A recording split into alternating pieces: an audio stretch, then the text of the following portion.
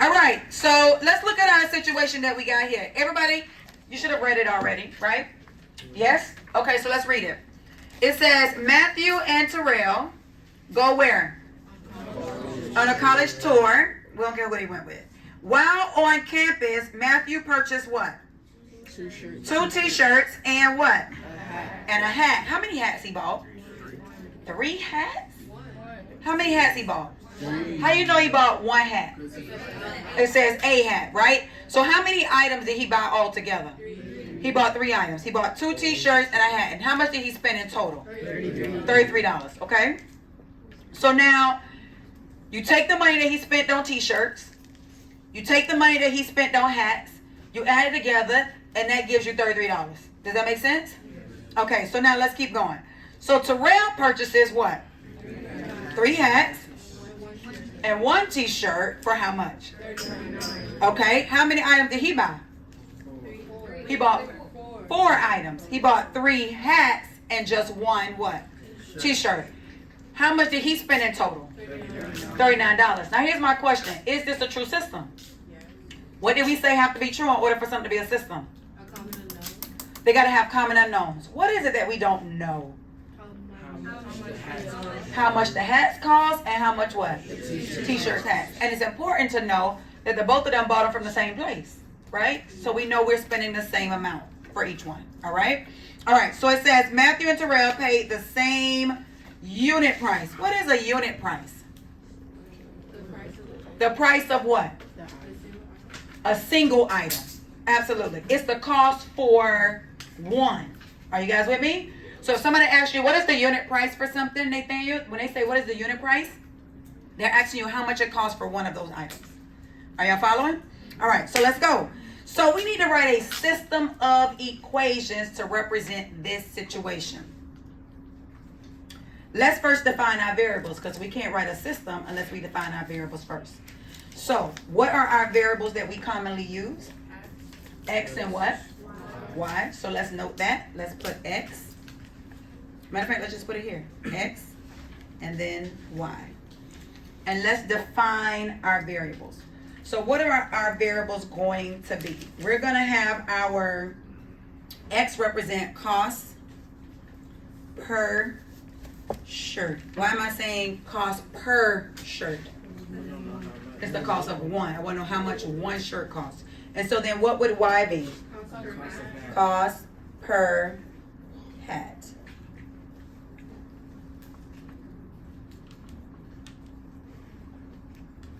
Everybody good there? All right, now we got to write rules. How many situations we got happening? 2. Who are the situations about?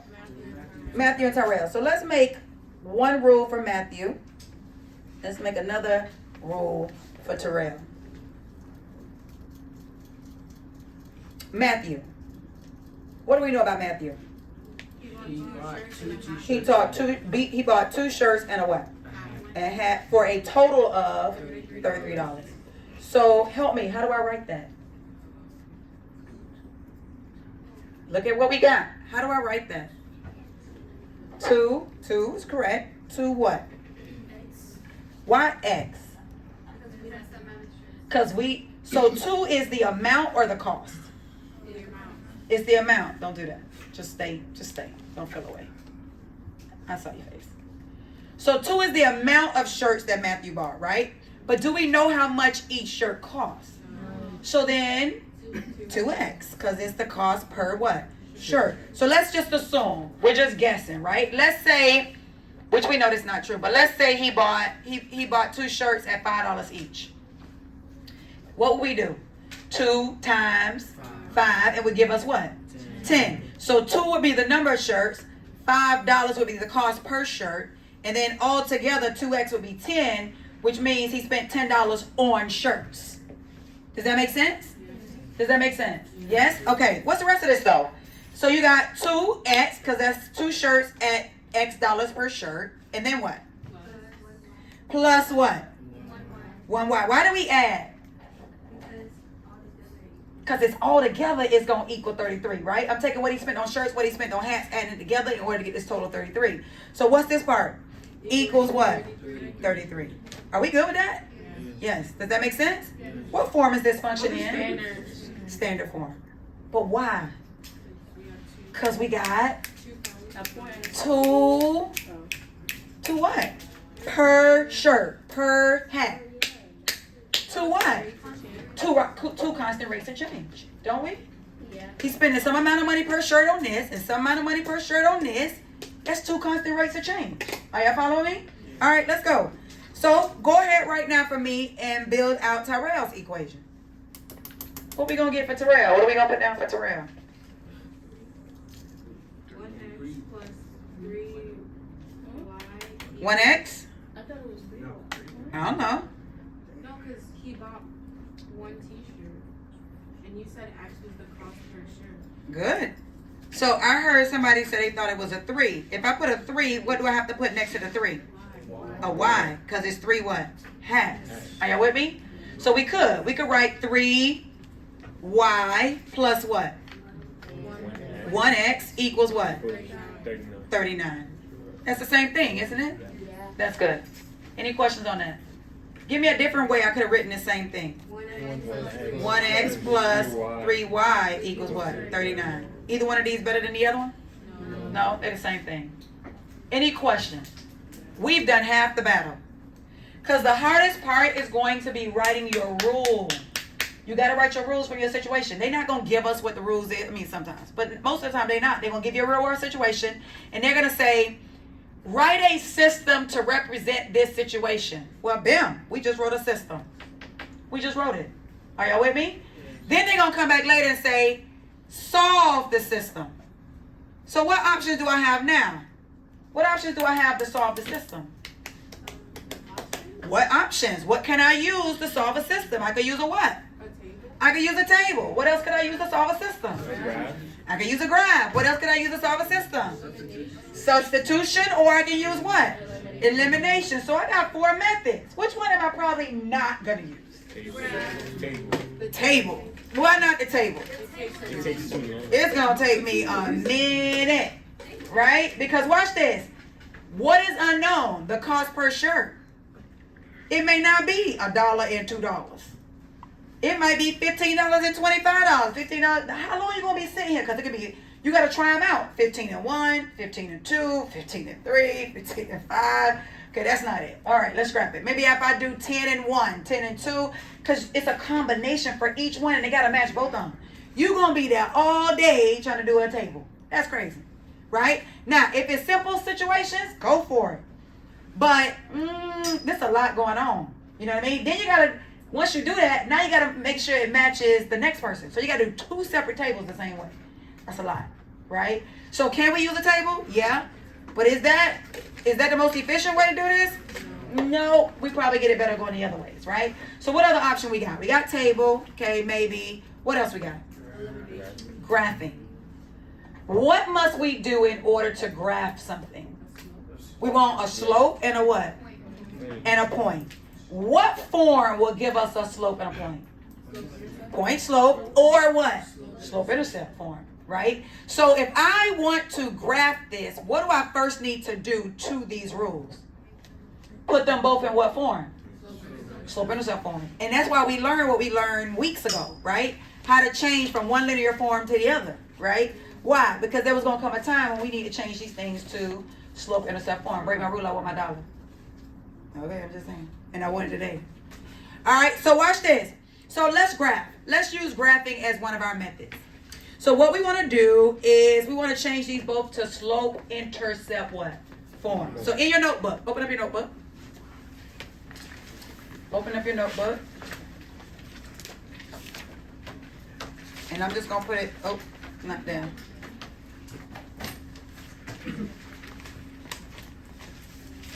All right, so in your notebook, did you put anything in your notebook yet? Good. Today's date is what? 11/3? And it is a Monday? All right, so now you got intro to systems.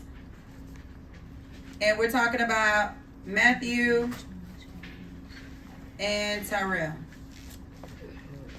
All right?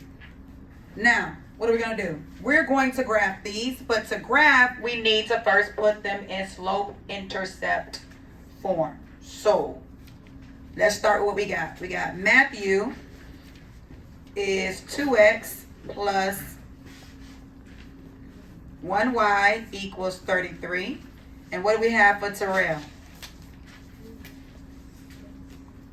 3y plus 1x equals 39. Sorry about that. That's an ugly x. All right. So now let's do it. I got to put both of these in what form? Slope-intercept form. So I need to get this equation to say what? What is slope-intercept form?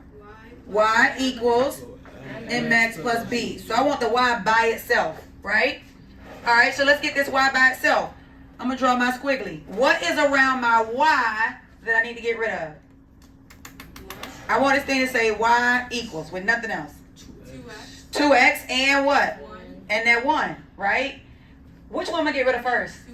2x. How am I going to get rid of 2x? Subtract 2x. So I'm going to subtract 2x on both sides. Benjamin, you ain't been here in a minute.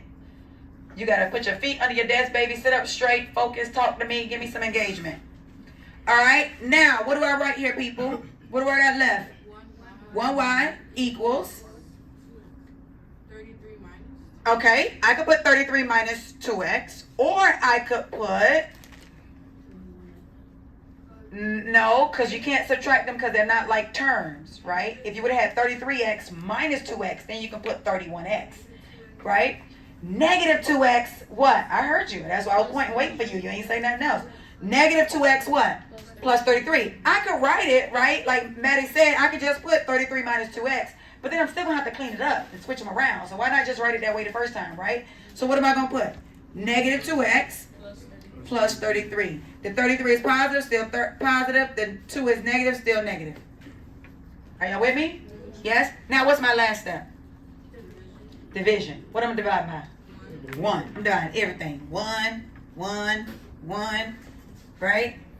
Now what do I have? From left to right, what I got? Y equals negative 2 over what?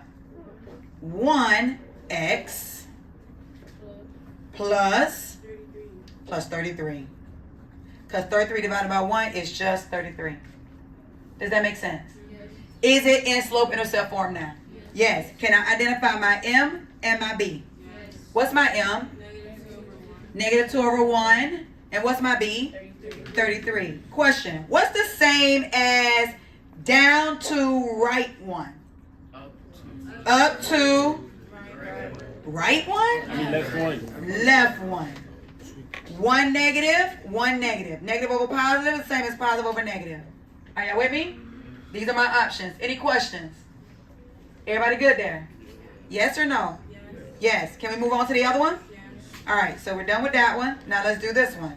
Now let's change Tyrell's into slope-intercept form. This is an x. All right, so let's go. We're trying to get this thing to say y equals.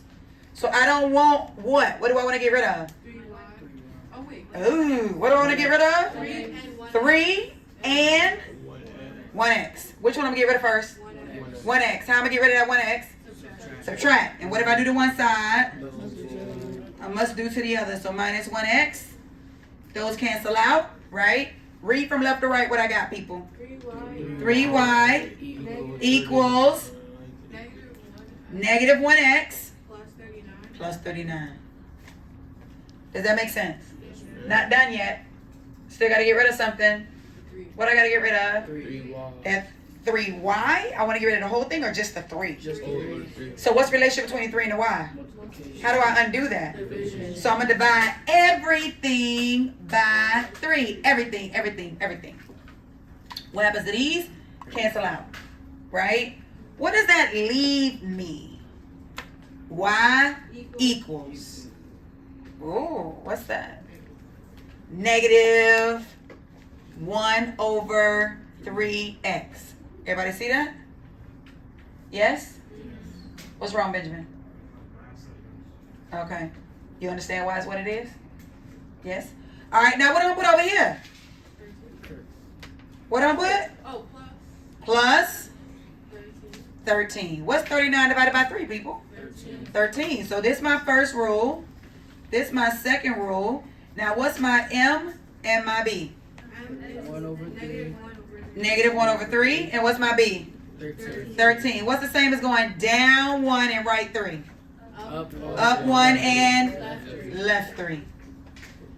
Does that make sense to everybody? Yes. We all good? Yes. Okay, so let's go back. What was the point of us doing this? What are we doing? We have to put the equations in slope intercept. Why? Oh, yes. Why though, Mr. Virgil? Why are we putting them in slope intercept form? Because we need to what? The individual cost. Because we need to what? The Find unit out the cost. price of the shirts and the hats. That's what we're trying to find out, right? That's exactly what we're trying to find. That's why we're doing all this. But for this right here, why did we change? Why didn't we leave them in standard form? To graph. Because we got to what? Graph. Graph them. And to graph, we need what 2 things? A slope and a what? We need a slope and a y-intercept. And a point, but that point can be the y-intercept. Are y'all with me? Are we ready to graph? Where we starting? Let's talk about Matthew. Where we going to start with Matthew? Where we start with Matthew? 33. And where do we go from there? Down 2 and what? To the right. Right 1. Or we can go what?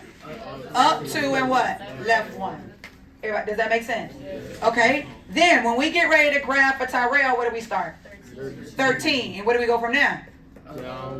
Down 1. Right 3. Nathan, y'all hear you. We go down 1 and what? Right 3. Or we can go up 1 and what? Left 3. Now, once we graph these 2 lines on the coordinate plane, how do I know I found my solution? When they do what? We're looking for the point of intersection. Are you guys with me?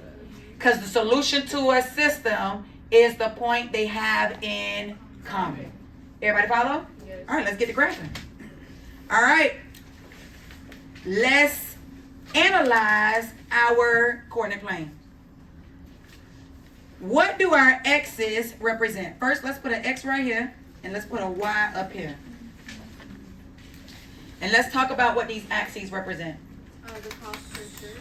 So what's the cost per shirt? X. X. So we're going to put right here cost per shirt. Excellent.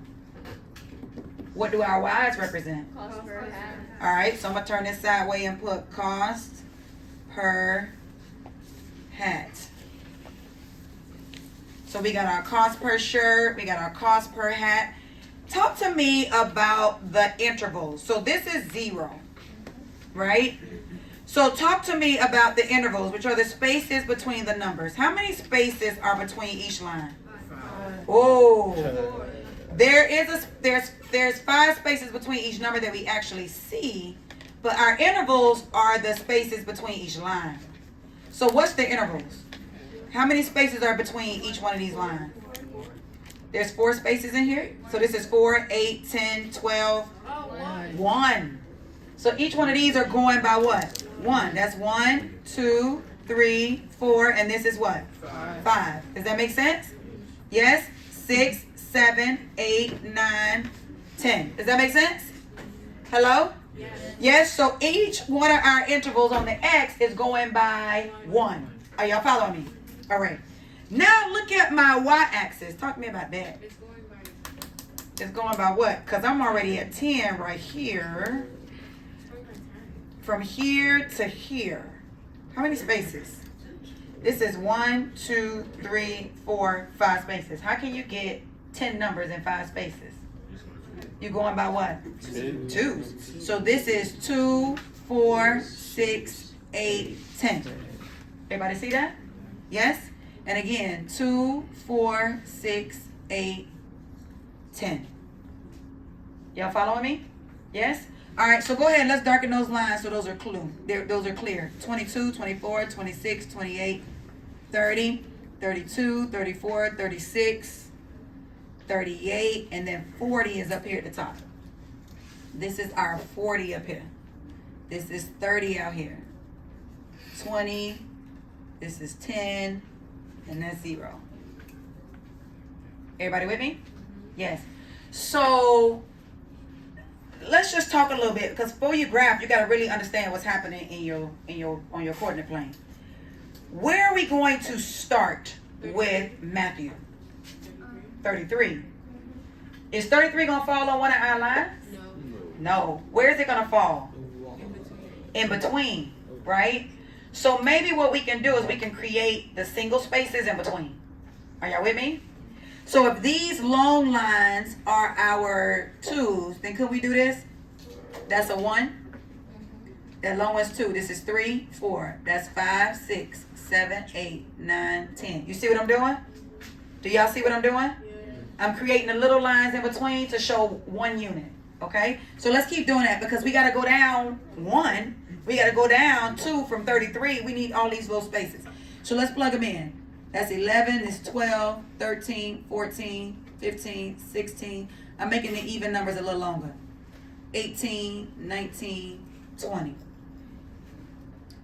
21 in between. 22, 23 in between. 24, 25, 26 is long. 27, 28 is long. 29, 30. Y'all keep number. You can't get up there, though? Yes. Just want to make sure you stand consistent. Okay.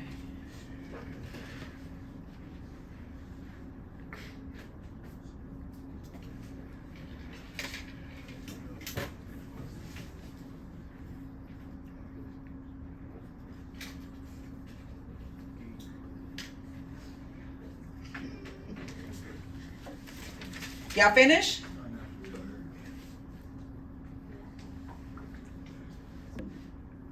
Let's start with Matthew. Where do we start? 33. So we already wrote it down in our notebook, right? That we're starting at what? 33. So where am I going to 33 on the X or 33 on the Y? On the Y. So let's go to 33. So this was, let me put this here. 32. This is 33, right? Sorry, baby. Thank you. So this is 30, 31, 32, 33. So I'm going to put a point right here. Y'all with me? All right. Now remember, every little tick is another space, right? So where do we go from 30? Where do we go? If we look at Matthew, what do we do? Up to, down to, and what?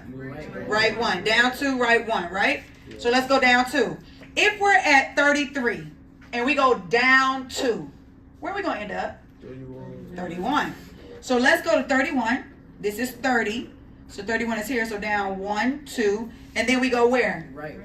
Right 1. So go right 1. Because remember, our x-axis was already going by 1. So that should be in the middle. Y'all see that? Now, how many points do I need to make a line? 2. I only need 2. And I can actually, Kiyoshi, right now, I can take my straight edge and draw my line and be good. And go on to the next one, right? But remember, we're looking for the point of intersection. And the more points, the more accurate your line is. Because if you draw it from just these 2 points, it may be crooked a little bit, maybe off a little bit. So you want to give yourself a little bit more points so you can try to make it as accurate as possible. So let's do more points. I'm going to go down 2 more. If I'm at 31 and I go down 2, where would I be? 29, and then I'm going to go over 1. I want y'all to start pick up on the pattern that's happening. Haley, you with me? Okay. I'm at 29. I go down 2. Where do I end up? 27. That's here. And then I go over 1. Are y'all starting to notice in the pattern? Yeah. Are you seeing a line being created? Yeah. Yes? All right. So now I'm at 27. I go down 2. Where am I going to end up? 25. 25. 25 is here. Go over 1. Does everybody see that? Yes. All right. So let's keep following that pattern and see what we get.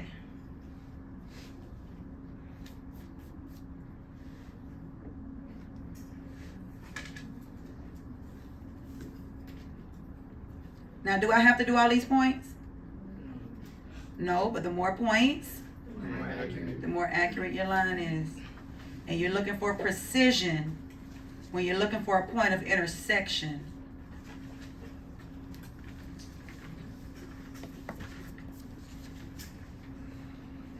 All right. Now, take your straight edge.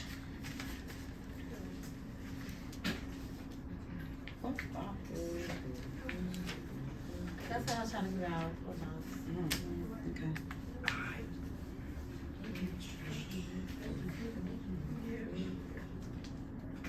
All right. Make sure that your ruler goes through all the point. So I'm going to draw all the way down.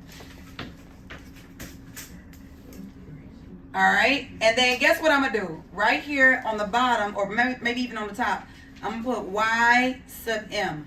Why did I put Y sub M? That's our first line, and it represents who? Matthew. So what am I going to put on the other line? Y sub T. Absolutely, because that's going to be Tyrell's, right? Is everybody good on this line? Give me a solution for Tyrell, right? Because the X stands for the cost per shirt, and the Y stands for cost per hat. Tell me something that could have been true if he spent $33. Give me a point. Give me something. 0.33. He could have spent $0 on shirts and $33 on hats. Y'all see that? That would make it come out to be true, right? Give me another option. It could have been 0.33. What's another option? What about this one? What's this point? This point is 6 and 21. So what does that mean? He pays $6 for each shirt and $21 for each hat. I know y'all don't believe me that this is true. Haley, stay with me, baby. You're a little distracted. Watch this. How many shirts did he buy? 2. He bought 2 shirts? I want to show y'all something real quick. Watch this. I'm going to go right here to my paper. For Matthew had 2x plus 1y equals 33, right? And we're saying that one of the solutions is 621. Let's see. I'm saying he paid $6 for each shirt and $21 for each hat, right? What's 6 times 2? 12 plus 1 times 12. 21 equals 33. What's 12 plus 21? 33. Does that come out to be $33? Yes. Absolutely. You see how this order pair is working? Give me another one. Y'all playing. Virgil. One more time. Distracted. So give me another order pair. Give me another one because I want to prove to you that this is true. Give me another one. Ryan, I'm over here. Turn this way. Ain't nobody teaching over there. This way. All right. Give me another one. Give me another order pair. Y'all should have like tons of order pairs for me that we just plotted. Give me another one. Huh? Can somebody confirm that it's a 10-12? 10, and then where does it go? 13. Right here, 10-13, right? All right, so this is 10-13. What is this saying? It's saying he could have paid $10 for each shirt, and what? $13 for each hat. So let's plug it in and see. His rule was 2x plus 1y equals 33. Let's see. 10, 13. 2 times 10 plus 1 times 13 equals 33.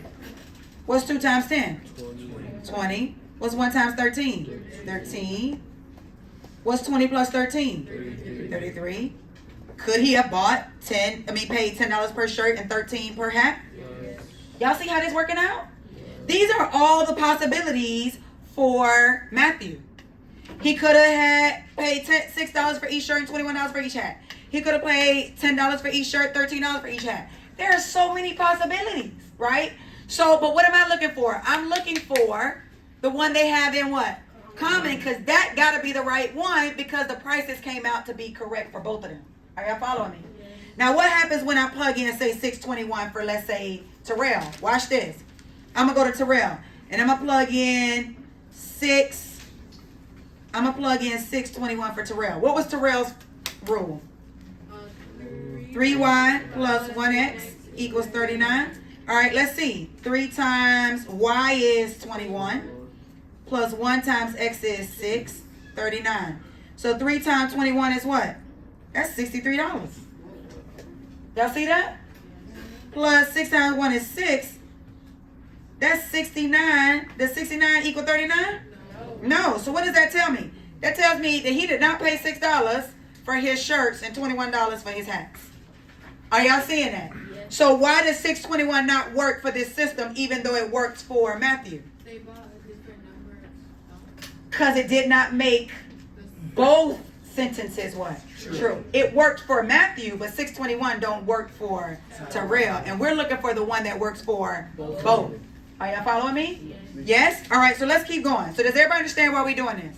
Yes? All these are possibilities for Matthew. He could have paid this much for each one. He could have paid this much for each one. All right? Now let's do Tyrell. Where are we going to start with Tyrell? We're going to start at what? 13. So let's go to 13. So we got 10 right here. So we got 10 right here. And this is 11, 12, 13. So let's put a point there. Now, where do we go for Tyrell? What was our slope for his? Down 1, right 3. So if we're at 13 and we go down 1, where do we end up? 12. So that's here. And then we go right 1, 2, 3. Right? Because aren't these all going by ones? Yeah. Yes? Does that make sense? Stop me if you got a question. What's this order pair? Which one? This one. 0, 13. 0, 13. What does that mean in real world context? He could have paid $0 for his shirts and paid $13 for each hat, right? What, they must be giving out free shirts, right? $0 for his shirts and $13 for each hat, right? That would allow him to spend $39, right? Let's go again. What about here? What is this order pair? This one, the one we just plotted. What is that? That's 3 and what? 3 and... Did I do that right? Yes, because we went down 1, right? So 3, 12. That's 3, 12. What does that mean in real world context? He could have paid $3 for each shirt and what? $12 for each hat, right? Okay, let's keep going. Let's check that. Let's see if that's true for him. So we said what? 3, 12? Yeah. All right, so his rule was 3y plus 1x equals 39. Let's see if that makes this sentence true. 3 times 12 plus 1 times 3 equals 39. Am I plugging that in right? Yes. Because your y's were first, so that's 12. Your x's were next, that's 3. So now what's 3 times 12? 36. Plus 1 times 3? 3 equals 39. What's 36 plus 3? 39. Ah, does that work out? Yeah. Yeah, so he could have paid what? $3 for each shirt and what? $36 And each hat. not $36, $12 for each hat, right? Which would have came out still to the $36, right? Does that make sense? Yeah. Yes? Okay, now, will this work for Matthew? I don't know. Let's see. If we do 2 times 3, right? Plus 1 times 12 equals 33. What's 2 times 3? 6. 1 times 12? 12. What's 6 plus 12?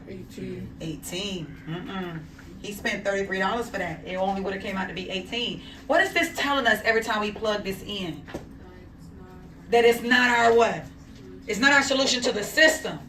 It's the solution for Tyrell, but it's not a solution for the system. Because in order for it to be a solution for the system, it has to make both sentences what? True. All right, so that don't work. So let's keep going. So we went down 1, right 1, 2, 3, right? Let's do it again. Down 1. Remember, we're doing halves here. This down 1, right 1, 2, 3. Y'all see why I did that? Yes? Let's do it again. Down 1. Right 1, 2, 3. Y'all doing what I'm doing? Y'all already did it? Yeah. Do it again. Down 1. Right 1, 2. Ooh. What just happened? It intersects. Y'all see that? I'm going to keep going. It went down. We went down 1, right 1, 2, 3. I'm going to do it again. Down 1, right 1, 2, 3. Down 1, right 1, 2, 3. All right, let's take our straight edge. And it should create a line. Does it create a line? Yeah. Yes. Bam. Whose line is this? Tyrell. This is Tyrell. So we're going to put Y sub T. Now, what were we able to find just now? Our solution. Our solution. It is our point of what? Intersection. Intersection. What is that ordered pair where they intersect? 12, 8, What's this number? 12, 12. And what is this number? 9. So this ordered pair is 12, 9. So what do we need to do now? We need to check and see if it makes both sentences true. All right, so everybody in your notebook, let's go. So we got Matthew's equation, which is, 2x plus 1y equals 33. thank you. And then we got Tyrell's equation, which is, 3y plus 1x equals 39. all right. And now what we're trying to check is 12, 9. According to this, I need to change y'all seats. Do I need to change y'all seats? That's just a question. Yes or no? Okay. Because if I have to address you again, I will. I will change seats. All right, so let's go. 12, 9. 12, 9 means $12 for each shirt and $9 for each hat. Okay, so let's go. What am I going to write? 2 times what? 12 plus 1 Times 12 plus 1 times 9 equals 33. 2 times 12. Sorry, baby. 2 times 12. 24. Plus 1 times 9. 9 equals 33. What's 24 plus 9? 33. Bam. Does that make it true? Yes. Now, do I know automatically that's going to be my solution? No, because in order for it to be my solution, it must make both sentences true. Right? All right. So let's go. What we got? 3 times what this time? 9. 3 times 9 plus 1 times 12 equals 39. All right. So now, what's 3 times 9? 27 plus what's 1 times 12? 12 equals 39. What's 27 plus 12? 39. So guess what? Did it make our sentence true? Yes, it made both sentences true. So therefore, that is our solution. What is our solution? 12, 9. What does it mean in real world context? They both paid $12 for each shirt and $9 for each hat. That's it. That is our solution, and we found it graphically. Does everybody understand that? Yes. Yes.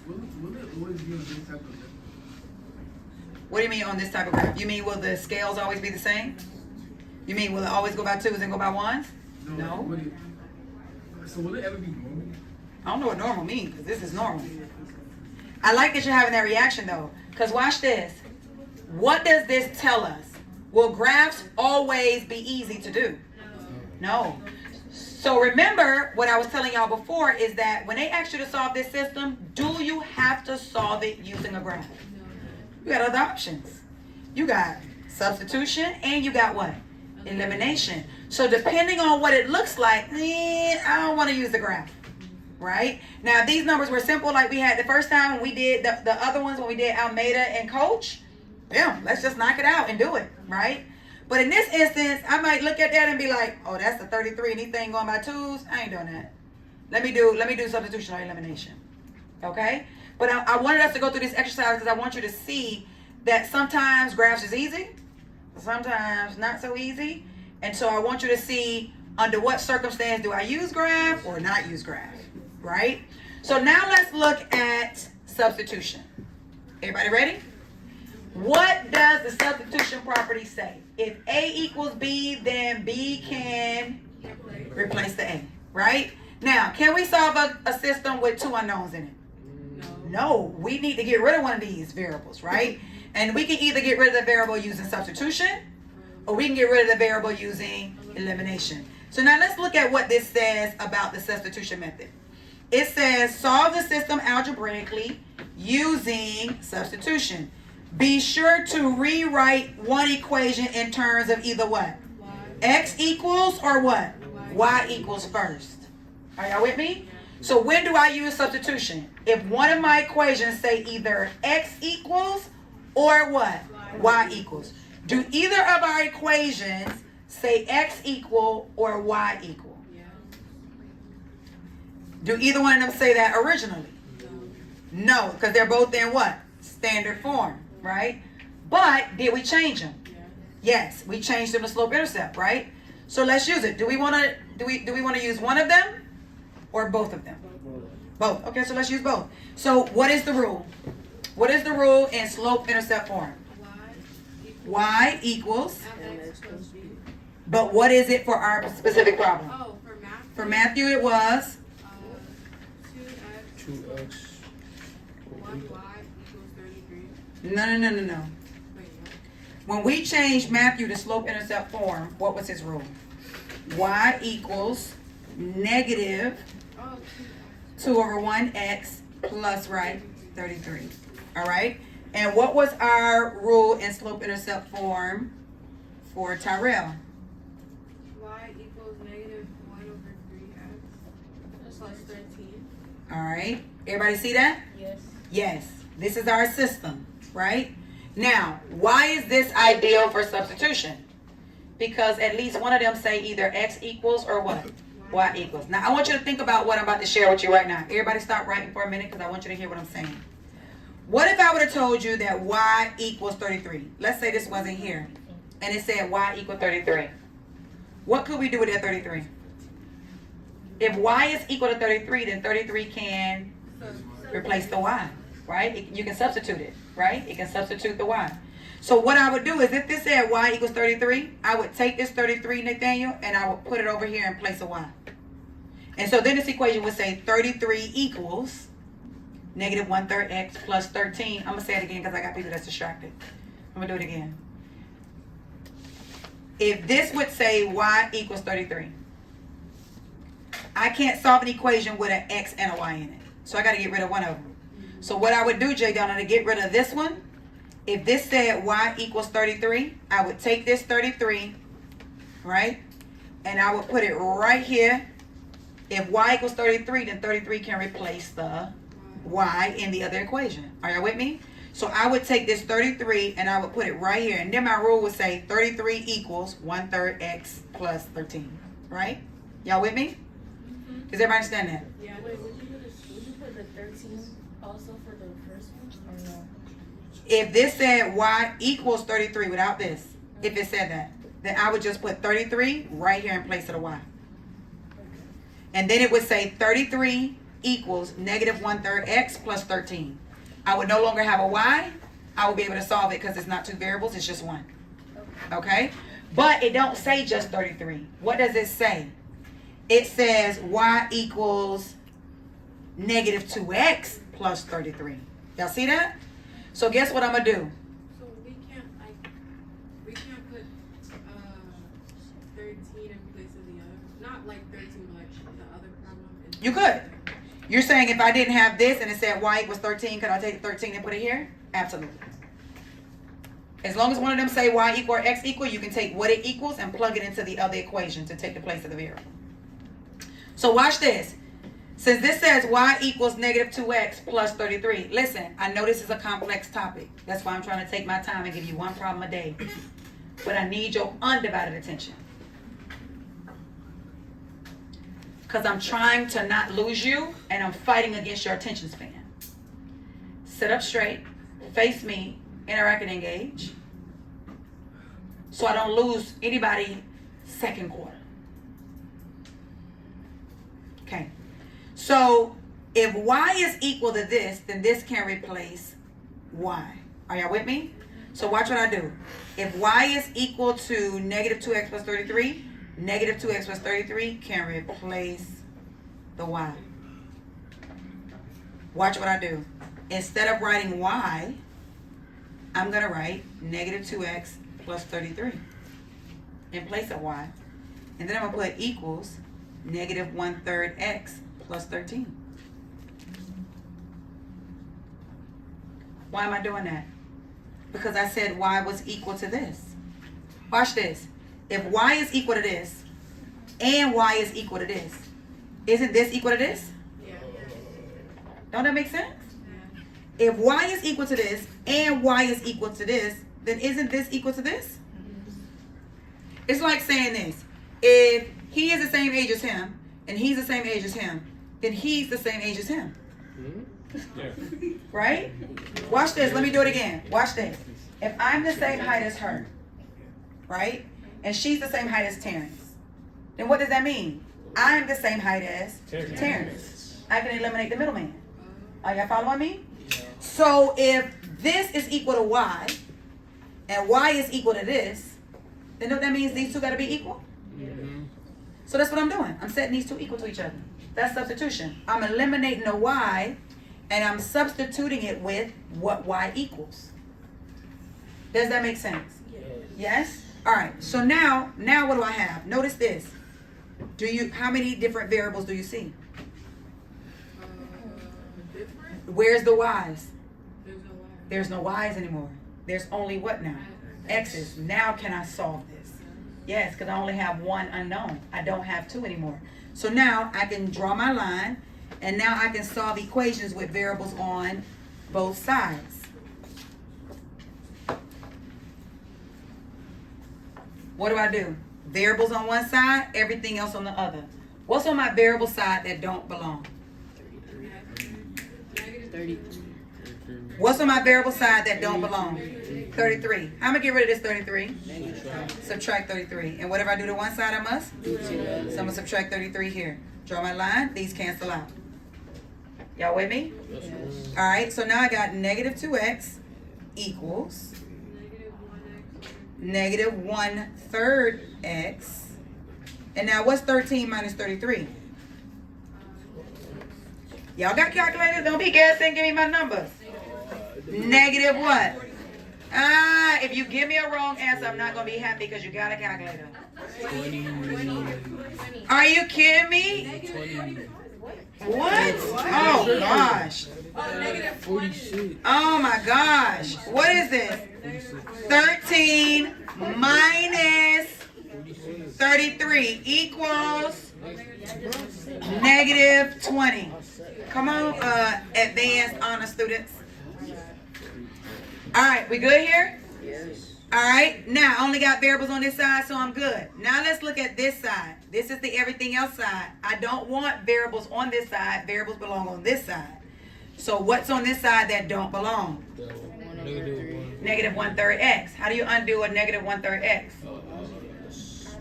Add it. So plus 1/3 x. And whatever you do to one side, you must? So plus 1/3 x. Draw your line. What happens to these two? They cancel out. Now, somebody gonna be like, Miss Stampley, these fractions, I don't play with them.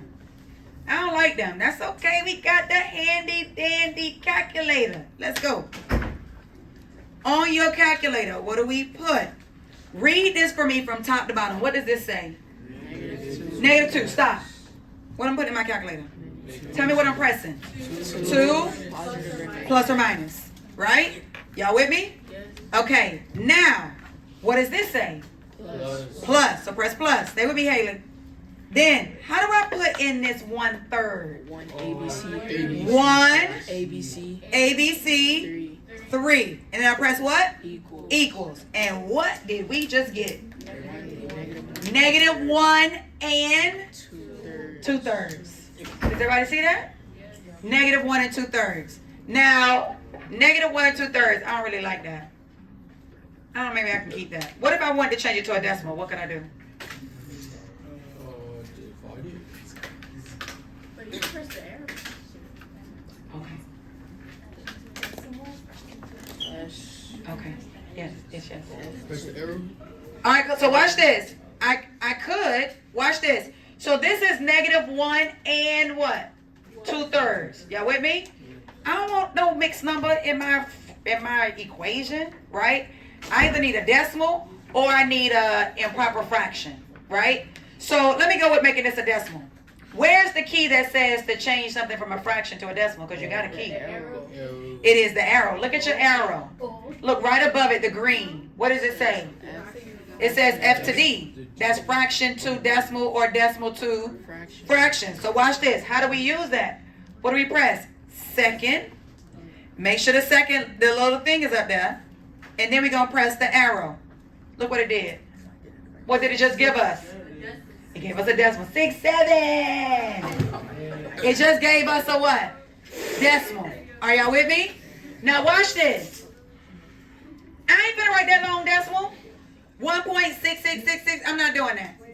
So guess what? I don't want the decimal. So let me put it back. How am I put it back?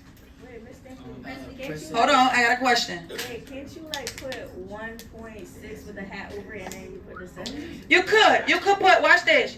Her question, thank y'all for paying attention, not making me talk over you and waste my voice. Appreciate it. What she's saying is, can I leave it as 1.6 and put the repeated symbol over it, right? Which is the line. But when you do that, are you going to put all that back in your calculator again when you're working it out? That's going to give you something crazy. And it's going to round your answer and give you something that's not exact. So whenever you got a non-terminating decimal, what does it mean for something to terminate? To stop. If you got a non-terminating decimal, which means it doesn't stop. Somebody going to be like, oh, Miss Stampley, do stop. It stop at the 7. It don't stop at the 7. It keeps going. But what does a calculator always do? It's going to round the last digit because it ran out of space. So this is really 1.66666. It don't stop. So they put the 7 because that's what a calculator does. It rounds the last digit that's on the calculator. Are you with me? So I don't want that. What I want is, let me use an improper fraction instead of a mixed number. So let's go back.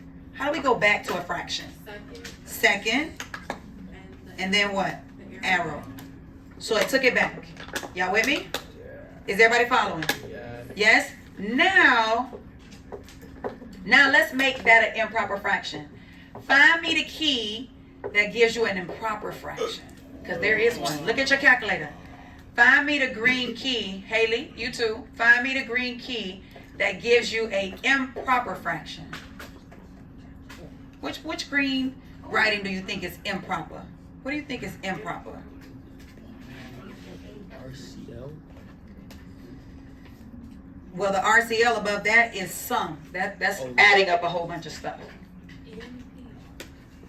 No, that's combination.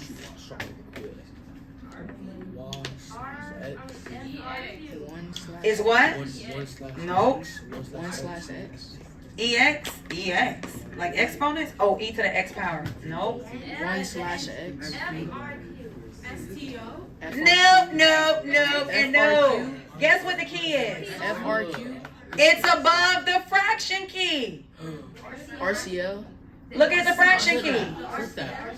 No, it's the green above the fraction key. STL. It's the D over C. It's improper. Watch this. Here's how we know it's improper. I'll wait. Please. Thank you. Come with this bottle. Here's how we know it's improper. Where does the letter D come? Before or after the letter C?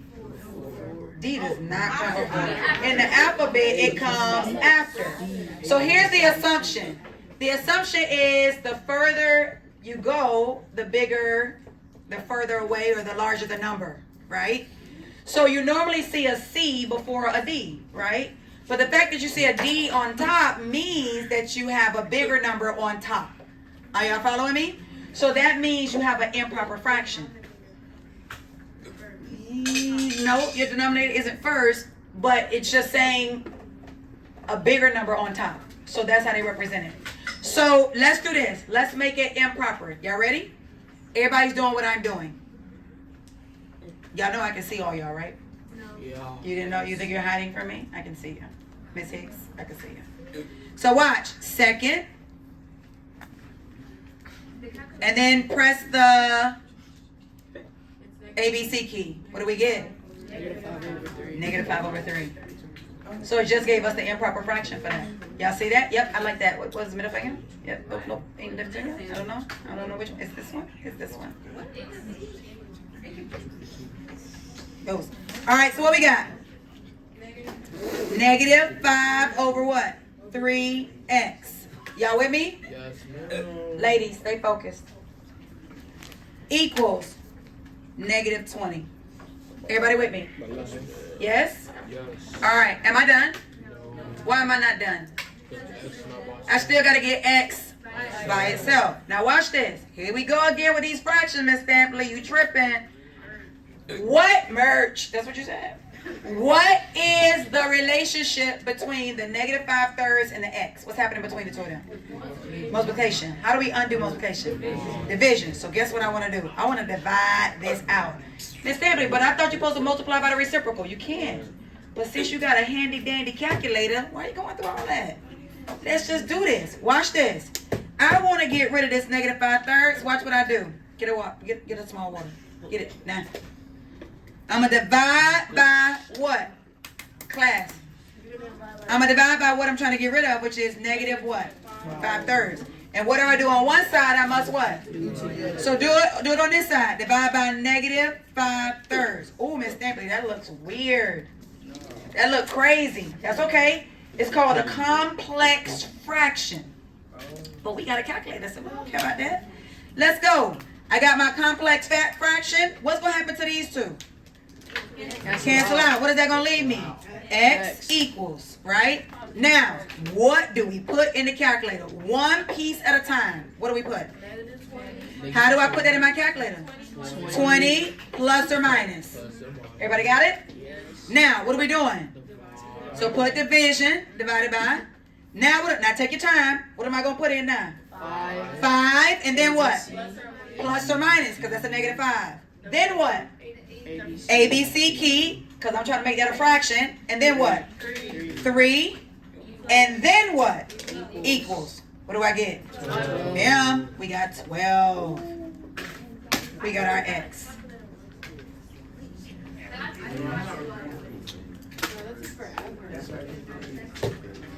Hey, how we feeling? It doesn't matter how long it takes you. What matters is that you get through it, right? All right, is this the solution? Sidebars. Is this the solution? No. What is the solution to a system? It is a ordered pair. Is this an ordered pair? No, that is just the X. We need to also find the what? Wow, but that's going to be easy. Let's go. Let's go. What do we do now? Now that you got the X, all you got to do is plug it in to one of the rules. Give me one of the rules. One of the originals. Don't matter which one. Let's do Matthew rule. What was his? 2x plus 1y equals 33. What am I going to do? We just found out that the X is what? 12. So what are we going to do with this 12? Is it negative 2 for Matthew? No, it was you talking about when we wrote it in slope intercept form. I'm talking about the original problem. So we have to plug it in. Haley, I'm losing you more today than I have in a very long time. Can you come and stay, please? Because I'm trying to get through this, and every time I stop, it's another distraction. We are trying to find the other one. I think it's part of our notes.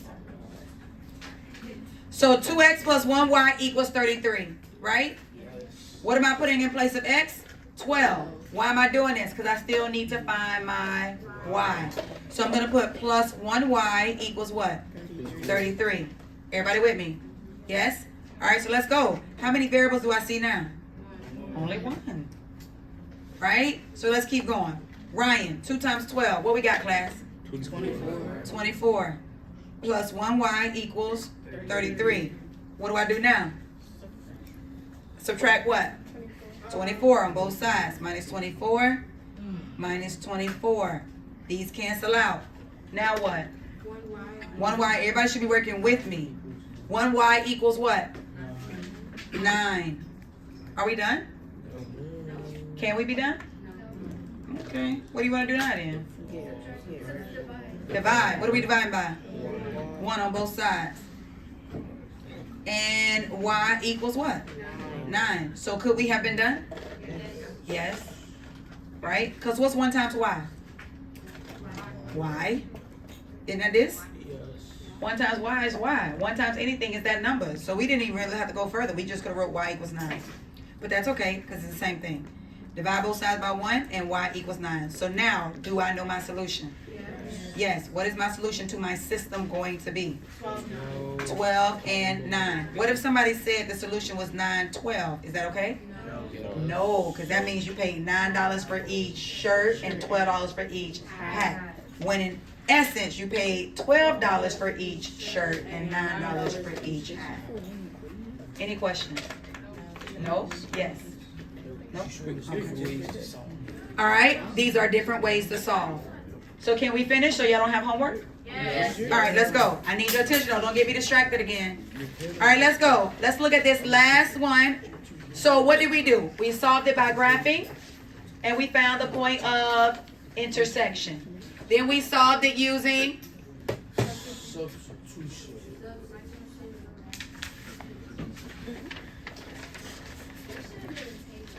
put my ruler down.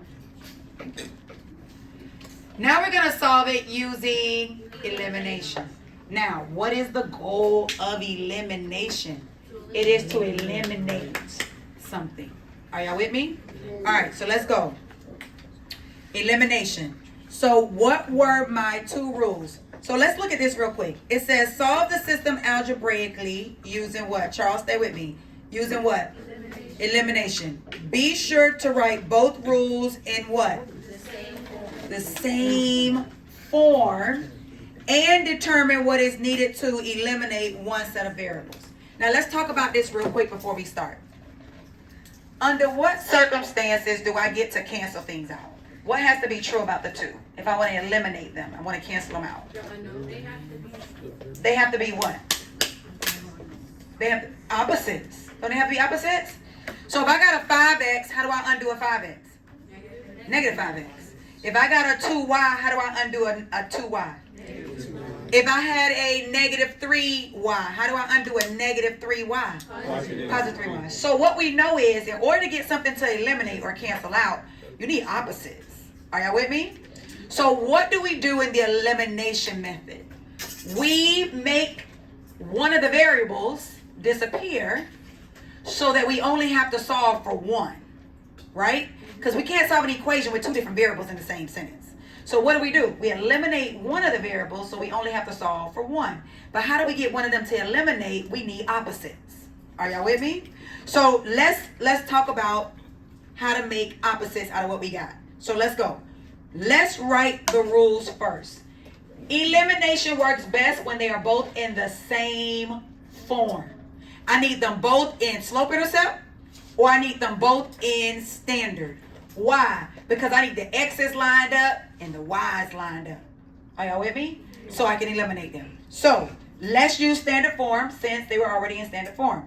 So for Matthew, we had what? 2x plus 1y equals 33. And what did we have for Tyrell? 3y. But I want to line them up. Remember? And I'm starting with an x. So what do I want to write first for Tyrell? 1x plus 3y equals 39. Now, are my variables lined up? Yes. So that's the first step, right? Now, next step. You got to decide what you want to eliminate. Because we can eliminate the x's and solve for the y's. Or we can eliminate the y's and just solve for the x's. Your choice. Don't matter. Pick one. What do we want to eliminate? Okay, let's eliminate y's. So if we eliminate these y's, so we only have to solve for the x's, right? What did we say were the type of numbers that you need in order for things to cancel out? Opposites. So which one is my largest y? 3. So let's roll with that. If this is a 3, I need this to be a what? Negative 3. Are y'all with me? Not only do I need it to be a 3, but I also need it to be negative. Is everybody following? So I'm going to write off to the side over here. I'm going to put 3y. And over here I'm going to put negative 3y. Because this is reminding me what I want to have. I want a 3y and a negative 3y so they can cancel out. Okay? Now, this one is already 3y. Right? So I'm good. I don't got to do nothing to that. But I got to do something to this. I got to use multiplication or division to make this be what I want it to be. So I want this to go from 1y to negative 3. From 1 to negative 3. How do I get this to go from 1 to negative 3? I got to multiply or divide. 1 divided by what gonna give me a 3? To go from a 1 to a 3, don't you need to multiply? What do I multiply a 1 by to get it to be a negative 3? Negative 3. All right, because 1 times negative 3 is going to be negative 3. So watch this. I'm going to put a parenthesis around this. And why am I putting a parenthesis around that? Because I'm about to multiply. And what am I finna multiply by? Negative. So I'm going to put right here, negative 3. Now, can you just multiply that one term by negative 3 and be done? No. You got to multiply everything. Because if you multiply 1, then you've changed the equation. But if you multiply all 3 of them by the same thing, it's an equivalent equation. Are you with me? All right, so let's do it. What is, matter of fact, before I do that, no, we can do it.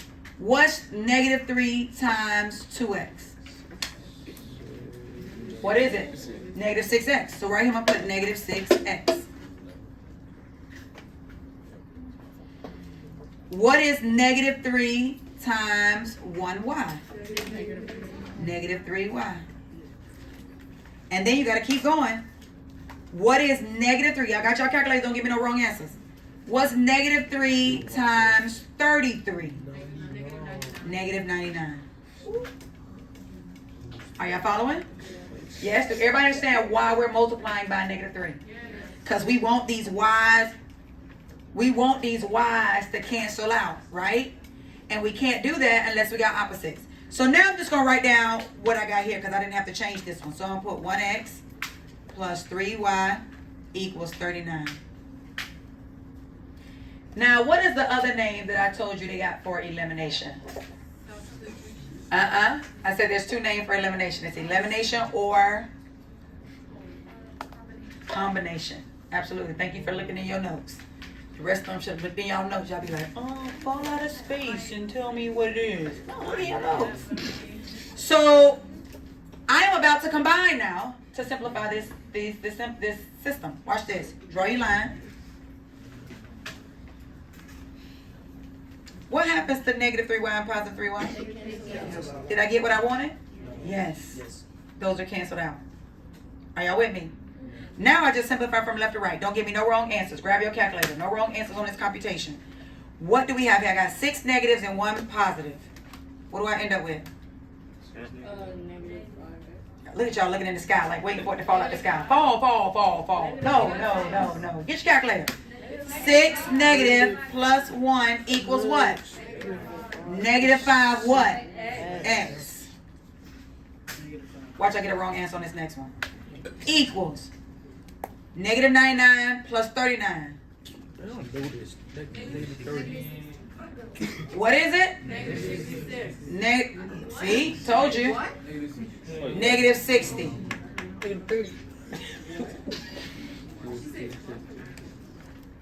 Negative 99 plus 39 equals negative 60. All right, am I done? It's okay. Just get another bottle of water if you need one. No. Am I done? No. No. What do I still need to do? I need to divide. What am I dividing by? Negative 5. Negative 5. So I'm going to divide by negative 5. And whatever you do to one side, you must. Do T the other. What if this would have been an inequality? What would we have done? Switch the sign. Absolutely. Right? Now, what happens to these negatives? They cancel out. Cancel out. And that leaves me with what? X equals. Now, what's a negative divided by a negative? Positive. And what's 60 divided by 5? 12. Look what we just got, y'all. X equals 12. Yay. We did it again. Negative 30. Right? Now, here's my question. Get it right this time. Is this the solution to my system? No. What is a solution, Emma? It is a ordered pair. I need both an X and a what? Y. I only have a what? X. What am I going to do to get this Y? Plug it in. Which we already did one time, right? But let's do it again. Let's go. What do we do?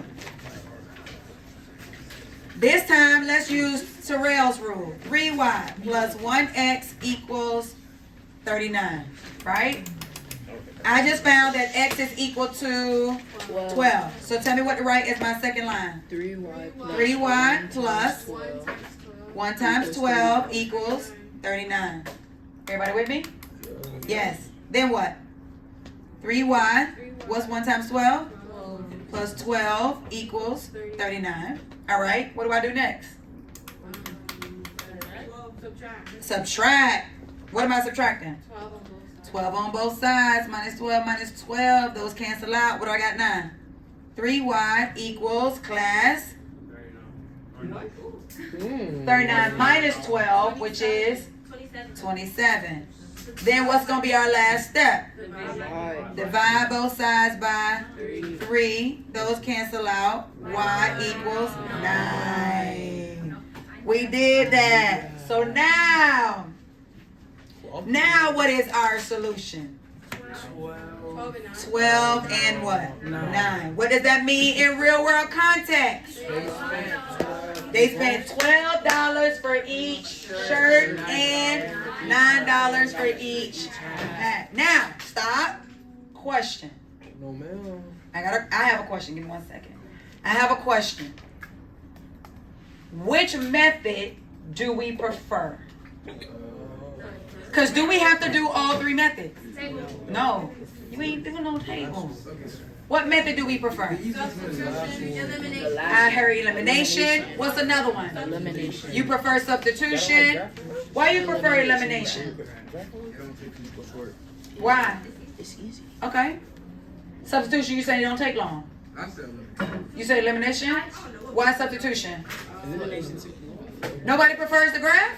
Oh. Whoa. What about when we did Miss Almeida and Coach Short? The graph was easy when we did them. It took too much time. It was easy. We just multiplied. Yes. Exactly. And Terry's making a good point. Watch this. Terry said it's because of the scales that they use, right? On the graph. That because it went by twos over here, ones by here, made it more difficult to use, right? They're going to do that intentionally to see if you know how to graph. Right? So they're going to give you something more complicated. So, listen. Here's the point. One method is not always easier than another. If I would have gave you something that already had positive 3x and negative 3x in it, like we had with Miss Almeida them, I would just use elimination. Are y'all with me? Okay, Chalet. I would just use elimination. Are y'all following me? So it depends on what you're given. Does anybody have any questions? No? All right. Can you stop that and you answer your question?